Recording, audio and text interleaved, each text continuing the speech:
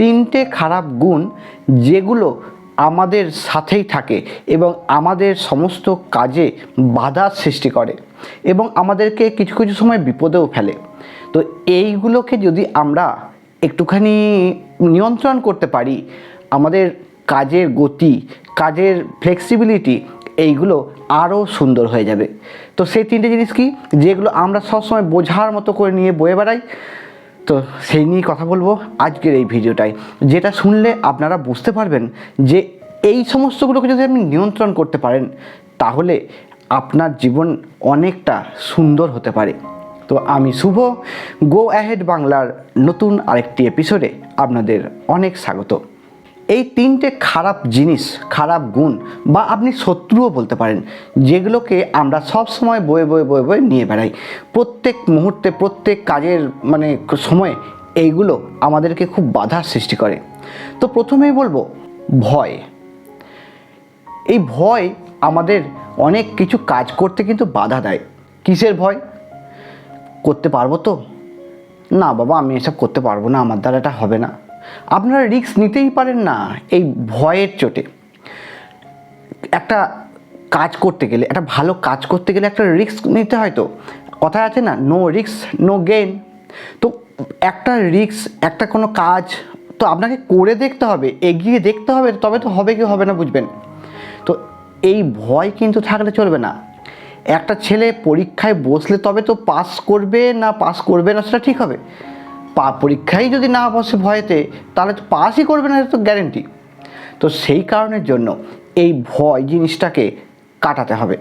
আর অবশ্যই যা রিস্ক নেবেন সেটা কিন্তু ক্যালকুলেটেড রিস্ক হতে হবে। মানে এমন নয় যে আপনি 8 তলার ছাদ থেকে ঝাঁপ মেরে দিলেন, সেটা কিন্তু নয়। আপনি দেখবেন যে আমি এই কার্নিস থেকেই লাফটা মারতে পারবো, তাহলে আমার কোনো ক্ষতি হবে না। জাস্ট এক্সাম্পল স্বরূপ আমার এটা মনে হলো বলে আপনাদেরকে বোঝাচ্ছি। তো এমন একটা রিস্ক নিয়ে কোনো ব্যবসায় নামবেন যেটাতে আপনি বুঝতে পারছেন যে আমার ক্ষতি হওয়ার সম্ভাবনা কম, বা ক্ষতি হলেও আমি সামলে নিতে পারবো। তো নিজের ব্যালেন্স, নিজের টাকা পয়সার ক্যালকুলেশন করে সমস্ত রিস্ক নেবেন, সেইটাকে বলা হয় ক্যালকুলেটেড রিস্ক। জীবনে এই ক্যালকুলেটেড রিস্কের খুব প্রয়োজন, কারণ যদি আপনি ভয়ে এটুকু না নেন তাহলে তো আপনি নতুন করে কোনো কাজে হাত দিতেই পারবেন না, আর নিজের জীবনকে আর এগিয়ে নিয়ে যেতেও পারবেন না।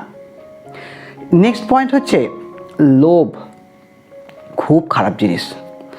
লোভ খুব খারাপ জিনিস, কারণ আমরা এমন এমন জিনিস থাকে যেগুলো আমরা পারবো না, তার উপরেও আমরা লোভ করে বসি। তো এই যে লোভ, এই জিনিসটা আমাদের বিপথে চালিত করে, অন্য পথে, আমরা যে সঠিক পথে যাওয়ার চেষ্টা করছি সেই পথে আমাদেরকে যেতে দেয় না, বা যদি এগিয়েও যায় আমাদেরকে বিপদে ফেলে দেয়। দেখুন, কোনো কাজ আমি যখন করব তখন সেই কাজের তো একটা উদ্দেশ্য অবশ্যই থাকবে। তো সেটাকে পাওয়ার ইচ্ছা, সেটাকে পাওয়ার আশা, এগুলো তো থাকবেই। তো এইগুলোকে লোভ বলা চলে না। এগুলো হচ্ছে আমার ইচ্ছা, এগুলো হচ্ছে আমার উদ্দেশ্য, এগুলোকে লক্ষ্য করেই কিন্তু আপনারা এগিয়ে যাবেন। এইগুলোকে কোনো লোভ বলে না। কিন্তু লোভ কোনটা? যেটা আপনার দ্বারা সম্ভব নয় অনেক সময়, বা অত্যাধিক প্রয়োজনেরও অত্যাধিক হঠাৎ করে চায়, এই সমস্তগুলোকে বলা হয় লোভ। তো যেটা আপনার দ্বারা সম্ভব সেরকমভাবেই কিন্তু আপনারা কাজ করবেন। সাপোজ ধরুন, আপনারা সবাই জানেন এই এক্সাম্পলটা, লটারির টিকিট। 1 কোটি টাকার লোভে প্রচুর প্রচুর প্রচুর টিকিট কাটা হচ্ছে। তো যার এইভাবে টিকিট কেটে বড়লোক হওয়ার ইচ্ছা, সে টিকিট কেটেই যাচ্ছে। জীবনে কত হাজার টাকা, কত লক্ষ টাকা যে টিকিটের পেছনে খরচা করেছে সে নিজেও জানে না, কিন্তু এখনও পর্যন্ত সে 1 কোটি টাকা পেতে পারেনি। তো এইগুলোকে বলা হয় লোভ। যেটা নিজের কর্ম দিয়ে অর্জন করা যায় এবং আপনি জানবেন যে আমি আমার কর্ম দিয়ে আমি এটাকে অর্জন করতে পারবো, সেটাকে বলা হয় কর্মের দ্বারা এগিয়ে যাওয়া, লোভ নয়। তাই লোভকে ছেড়ে দিয়ে জীবনকে এগিয়ে নিয়ে চলুন, দেখবেন আপনাদের 90% কাজ হয়ে যাবে। প্রথমে বলেছিলাম কি, ভয় আর লোভ, এই দুটোকে জীবন থেকে ছেড়ে ফেলুন এবং ঠিকঠাকভাবে পথ এগোনোর চেষ্টা করুন এবং চারপাশ বুঝে এগিয়ে যাওয়ার চেষ্টা করুন। আর নাম্বার 3 যে পয়েন্টটা বলবো, মানে লাস্ট পয়েন্ট যেটা, সেটা হচ্ছে অন্ধবিশ্বাস। এমন এমন কিছু কিছু আমাদের অন্ধবিশ্বাস রয়েছে না, যেগুলো আমাদেরকে আঁকড়ে ধরে আছে, মানে আমাদেরকে এগোতে দেয় না। তো দেখুন, অন্ধবিশ্বাস অনেক রকমের হয়। সে ধর্মীয় কারণে হতে পারে, রাজনৈতিক কারণে হতে পারে, অনেক কারণে অন্ধবিশ্বাস হতে পারে। তো আমি শুধু এইটুকুই বলবো যে আপনাদের জীবনে এগিয়ে চলার জন্য, আপনাদের প্রচুর পয়সা ইনকামের জন্য যে জিনিসটা করার দরকার, সেই কাজটার দিকে মন দিন। অন্ধবিশ্বাসটা থাক না, পরে হবে।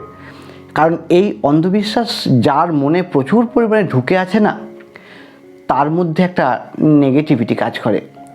মনে হয় যেন, ধরুন কি বোঝাবো আপনাদের, ধরুন কোনো একটা কাজ করতে গিয়ে আপনার মনে এলো যে এইখানে যদি এইটা করে দিয়ে আসতাম তাহলে বোধহয় আমার কাজটা ভালো হতো।